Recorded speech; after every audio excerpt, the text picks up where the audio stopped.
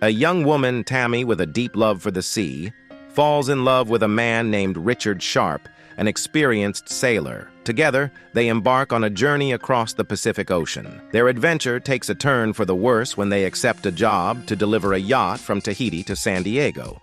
While at sea, a catastrophic hurricane strikes. The storm leaves their boat severely damaged, and Richard is critically injured. Tammy endures numerous hardships alone at sea, and after 41 days in sea, she is finally rescued. The main character of the story is a young woman named Tammy Oldham, who is deeply passionate about the sea. Her love for the ocean is so profound that she dreams of spending her entire life sailing. Hailing from California, Tammy had always wished for a life filled with joyful and serene voyages. After completing her graduation, she pursued her passion for sailing and made her way to the picturesque island of Tahiti by boat, a place renowned for its beauty. In Tahiti, she meets a man named Richard, who has been living there for a long time. Richard shares Tammy's love for the sea and also dreams of spending his life in Tahiti. He owns his own boat, which he uses for sailing. As they get to know each other, their mutual understanding grows, and they start developing feelings for each other. Tammy is particularly impressed by Richard's skill in boat making and asks him about his experiences at sea. Richard, being a local, explains to Tammy that the idyllic scenes she sees are not the full reality. He cautions her that, despite the beauty, life at sea isn't always as wonderful as it seems. The nights can be cool and the days are harshly hot, which can damage the skin.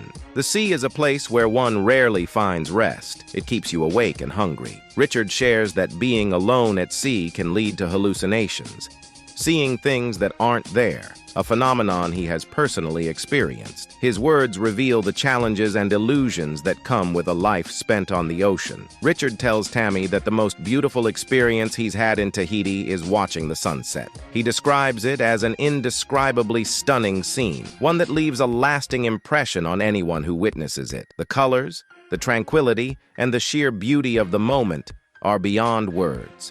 As time passes, Tammy and Richard's bond deepens, and they find themselves falling in love. They decide to live together on Richard's boat, embarking on a new chapter of their lives. For 6 blissful months, they sail the waters around Tahiti, sharing countless sunsets and creating unforgettable memories.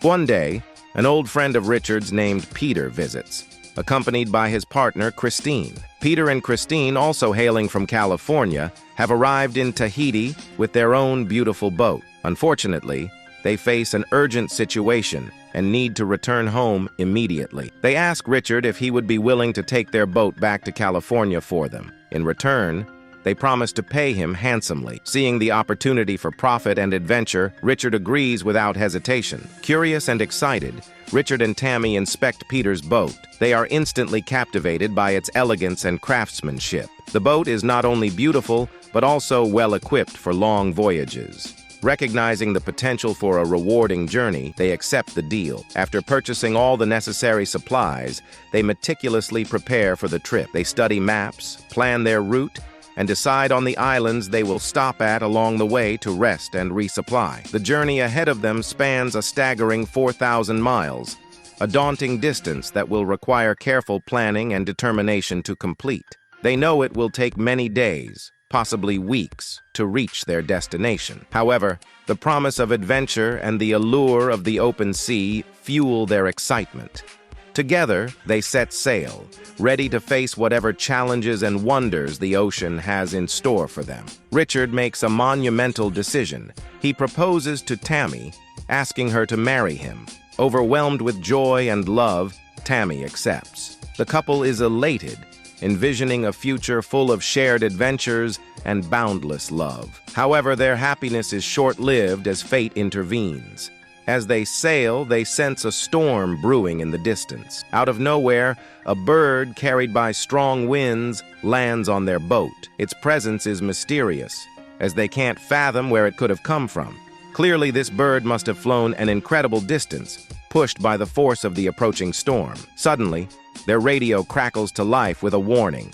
A hurricane is imminent. The looming threat of a sea storm sends a chill down their spines. Richard, thinking quickly, decides they should steer their boat away from the storm's path. "We can escape the hurricane just like this bird," Tammy suggests, her voice filled with a mix of hope and determination. Despite their resolve, Richard is uneasy about the decision, yet they know they must act fast as time is running out.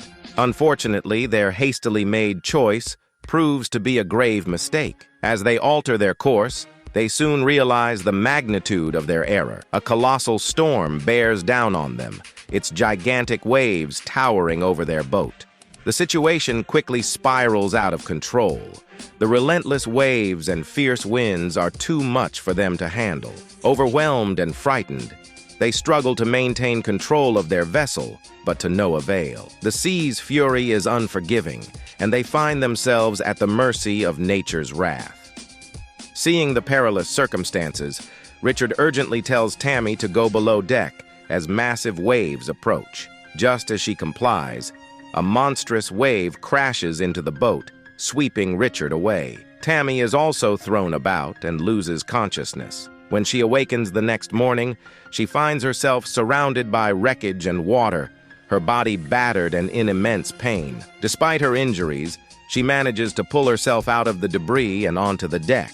Desperate, Tammy searches the vicinity for any sign of Richard, but finds nothing. She calls out his name, fearing he may have been thrown overboard. Her cries echo unanswered. She tries the radio, hoping to send out a distress signal, but the storm has rendered it useless. Waterlogged and broken, their boat is now a shattered husk, adrift and aimless in the vast expanse of the sea. The sail, crucial for navigation, is irreparably damaged. Without it, the boat is immobile. Tammy is overwhelmed with sorrow, believing she has lost Richard. In the distance, she spots a smaller boat that had been secured to theirs. She holds on to the faint hope that Richard might be on that boat. However, it is a considerable distance away. If she leaves her boat to reach it, she risks drifting even further away. Abandoning the boat isn't a wise decision, but the possibility of finding Richard drives her to consider her options. Torn between staying with the remnants of their destroyed vessel and venturing out to the smaller boat, Tammy weighs her chances. The wrecked boat offers little in the way of safety or hope,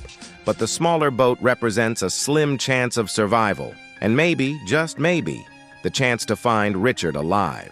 The decision is agonizing, as each moment brings the reality of their dire situation into sharper focus. Scanning their surroundings, Tammy spots a large sail, much like the one that powered their boat. Determined, she attempts to repair it, a task far beyond the capability of one person. Despite the daunting challenge, Tammy's resolve remains unshaken. She perseveres, and eventually, her efforts pay off as she successfully raises the sail. With renewed hope, she maneuvers the boat closer to the smaller vessel. As her boat nears the smaller one, she quickly secures it with a rope and dives into the water. Swimming over, Tammy finds Richard on board the small boat, gravely injured and barely clinging to life. The severity of his condition suggests that survival is a near impossibility. However, Tammy manages to tow Richard back to their boat using the rope. She carefully places him on deck and assesses his injuries: a deep gash on his leg, and more critically, broken ribs. Miraculously, he's still alive, which fuels Tammy's determination. She bandages his leg, bolstered by the hope that they are not alone in their struggle. Tammy's next priority is to devise a plan for their escape. She uses a pipe to pump water out of the boat and patches up the damage with tape. Despite the difficulty of reading the map, she continues to decipher it, discovering that they could reach Santiago in 25 days if their boat remains intact. Unfortunately, the fierce waves and gale-force winds are carrying them further off course, making their goal seem increasingly unreachable. If no help arrives, they risk being stranded indefinitely. The journey to Japan reveals no sign of any islands, and their food supplies are dwindling. With only 14 to 15 days' worth of provisions remaining, the critical issue is their lack of drinking water. The pipe that supplied water has broken, leaving them with just a small reserve. As they drift in an area devoid of fishermen or tourists, the situation grows ever more dire. The harsh reality of their predicament tests their resilience, with survival hanging precariously in the balance.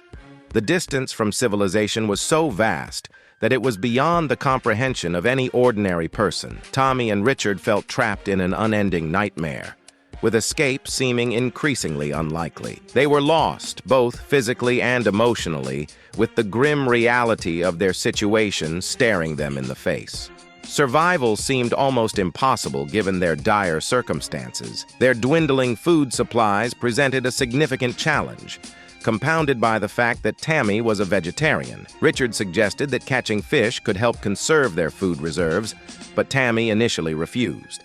Eventually, she attempted fishing, but failed repeatedly, leading to deep regret and an apology to Richard. His injuries prevented him from contributing to their survival efforts, as his broken bones rendered him unable to help. When rain finally arrived, Tammy's joy was palpable.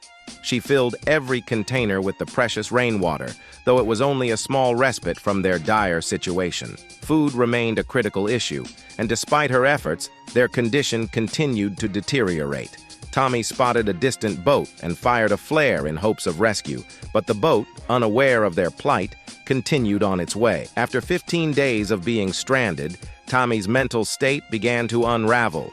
She experienced severe hallucinations, believing she was losing her sanity and that their chances of survival were diminishing. They survived on a limited supply of wine while Tammy struggled tirelessly for Richard's sake. As the days dragged on, Tammy's hallucinations intensified. Despite Richard's death when their boat sank, she continued to perceive his presence due to her mental state. The reality was harsh, but after 40 days, Tammy finally accepted the truth about Richard's death and stepped out of her delusions. Then, by a stroke of luck, she spotted a boat approaching. She fired another flare, catching the attention of the rescuers. After enduring 41 grueling days at sea, Tammy's life was finally saved. This harrowing experience, based on a true story, profoundly affected her. She continued sailing and penned a book detailing her ordeal. In her account, she acknowledged Richard's crucial role in her survival and how his presence, even in memory, sustained her through the darkest times. This movie vividly portrays her remarkable journey. I hope you find it as compelling as I did.